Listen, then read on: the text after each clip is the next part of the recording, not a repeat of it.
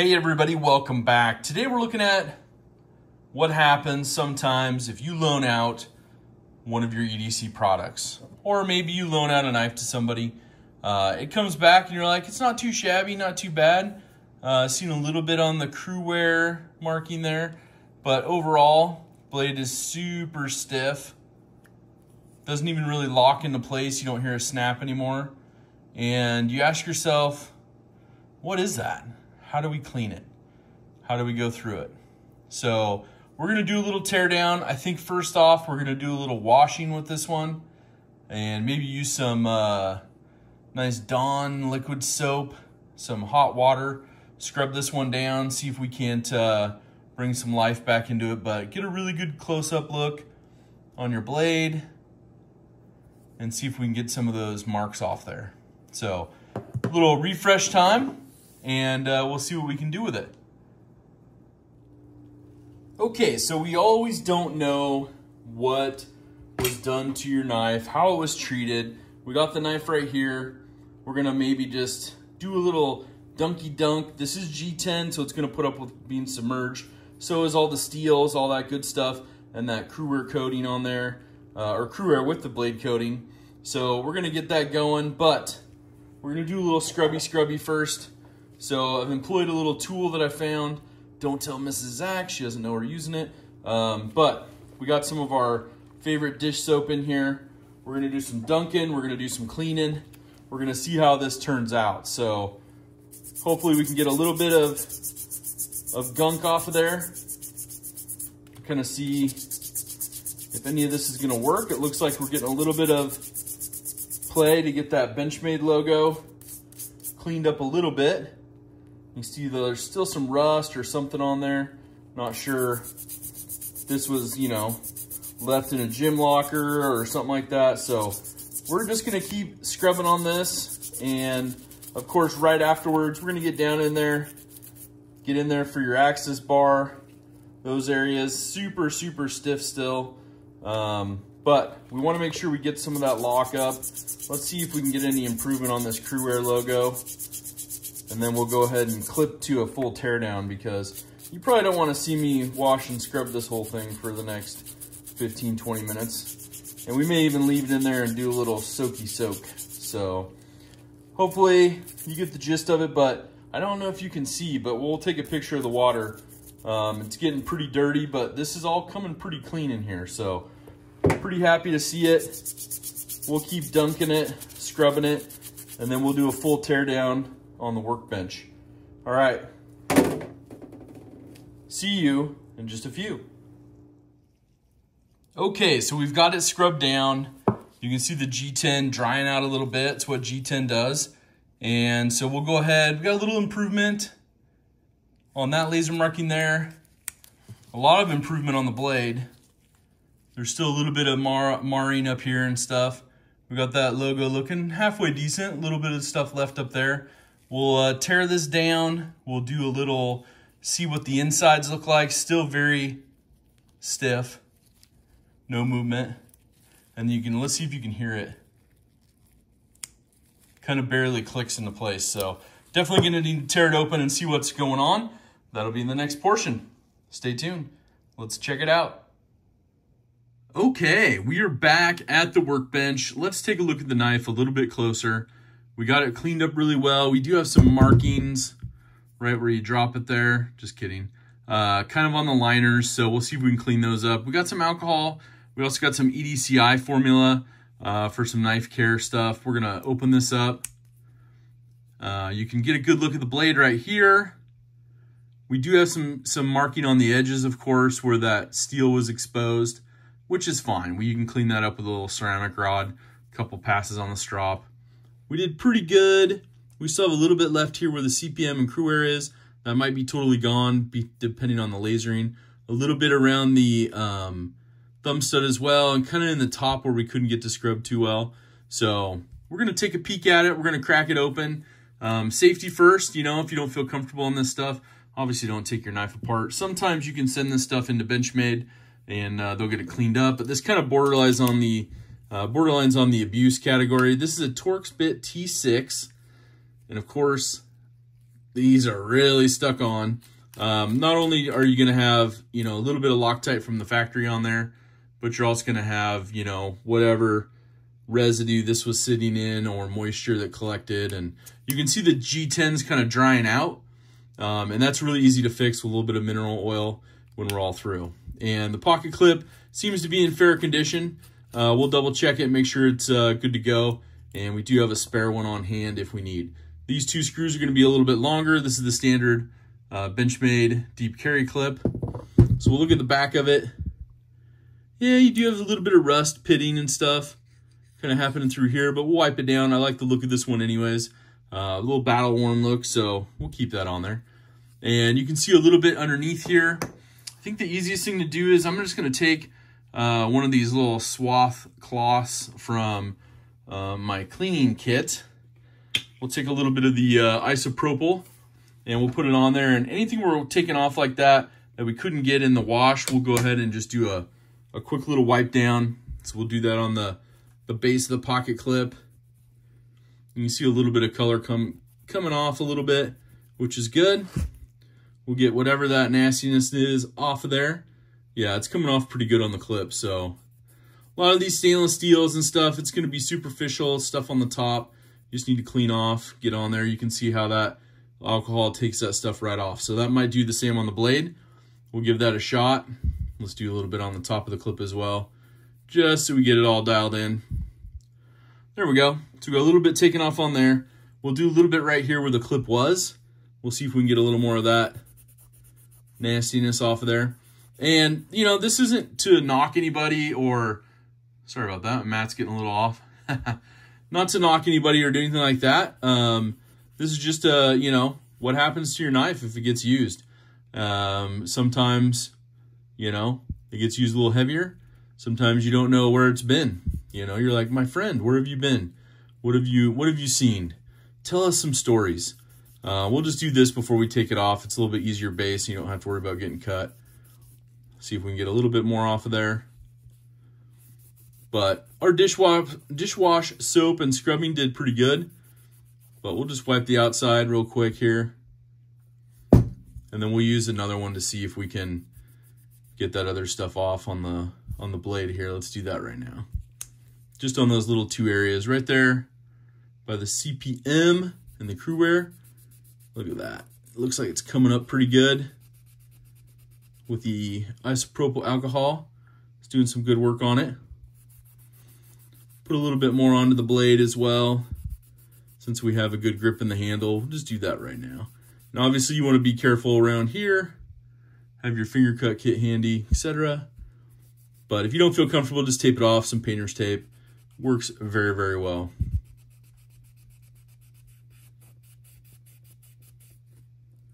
So I'm going to go ahead and keep working on this one. And we'll speed up the video a little bit just so you can kind of see the overall tear down. And then we'll do some more one-on-one looks at it.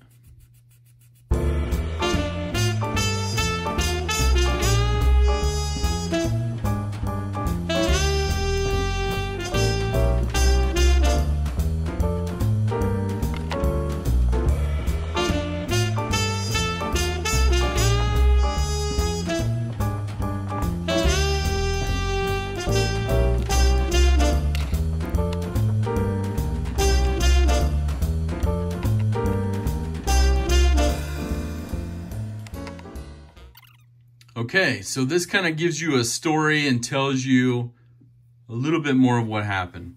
We obviously had a lot of moisture, a lot of rust going on. You can see what happened there. So we're gonna have to just clean all these parts individually. We may even have to take some sandpaper to some of it.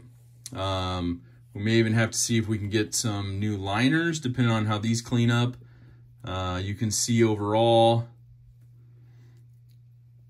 right through here, you can see a lot of the rust and other stuff going on where moisture was just resting against this liner on the inside, because you can see there's your barrel spacers. So we'll take those off. So this is going to be a little bit further of a tear down. Obviously you can see some rust right around here where the washer was. On the outside, you can see a little bit of rust from where some of that material wore down. So not too bad on the outside, but the inside you can see a lot of rust on there. You can see where moisture sat on these G10 scales, pretty heavy. There is some discoloring through here as well. So we may have to take these out and scrub all these parts individually and see if we can get the rust off this blade. So there's no washer on here, but you can see kind of where everything, get it in focus there, everything kind of bled through and where a lot of the rust came from. So we'll do a little bit of cleanup right now. We'll see if we can get some alcohol to clean up some of this stuff. So we'll put these parts over here off to the side. But we did a full tear down and it was definitely needed. So we may have to submit this for some new springs because I can see a little bit of discoloring on those as well. So depending on how it goes, these may break. This may be my first benchmade that has broken Omega springs one day, but still working, operating just fine to this day. So let's get another one of these pads and see if we can get some of the rust off this blade. I'm pretty sure it'll come off pretty easy from the G10, but from the blade, we shall see. So we'll put a little bit more of this isopropyl alcohol on there, and we just want to really get a good look to see what we can get from this blade. And overall, I mean, you can see it coming off pretty heavy, and it's going to need probably a lot of cleaning on it. The washers themselves, they'll touch up really easy with some really high grit sandpaper once we wipe them down with alcohol and scrub them a little bit. But this is going to be a full, you know, kind of repair, I guess, on your own knife. And, you know, when I sent this out, this was in pretty much new condition. I had carried it a few times, but nothing too crazy. So, you know, we are getting some of it off, so that's always a positive. You know, some of these places where metal is bare, you got some rust on there, so all of that, if it's not superficial, like some of this right through here, you're probably gonna have to get something to buff it off, sand it off with. So yeah, we'll go from there. We may have to use a Dremel on it, but we may see, we should be able to get a lot of this off, but because they do not coat this area, obviously you can see with the crew wear, that moisture just sat in there and ate away at it. So I would imagine, because it's an Adamas or Adamas mini one, you know, and it's crew wear, this stuff will clean up real nicely and we'll get a good look at it. But I'm gonna go ahead and keep working on this, and I will cut back after we've done a whole lot more cleaning. And leave your comments down below. Let me know what you think about this situation and what you think about some cleaning ideas as well. I'll see you guys shortly. Okay, we are back. A little help from my friends. The Mighty Eraser, Rust Eraser Cube. Get that on Amazon. Super helpful. We went and got these pretty well polished up. Got all the rust off. There's some super deep pitting, but I think we're good with the current status of what we have. The blade, we're able to get a lot of that off just by using the isopropyl alcohol and scrubbing it really, really good. Like I said, I don't know if I put in this out. This is the first production one, so kind of a bummer. It got ruined, but you know, we're bringing it back to life. We used some food grade mineral oil right here and was able to get some sheen back on this and got it wiped down, let it soak in for about 20-30 minutes after I wiped it down with them, and then just took a microfiber, took the excess off. I did take a pair of pliers and bend this clip a little bit. I put a towel around it and just bent it a little tiny bit so it'd have a little bit more tension on it. So I'm just gonna put this back together using my tools. We'll get all this dirty nastiness stuff off to the side, and we'll probably speed this video up because it'll probably be a little longer doing a full rebuild on this one. But overall, as you can see, the liners turned out really good.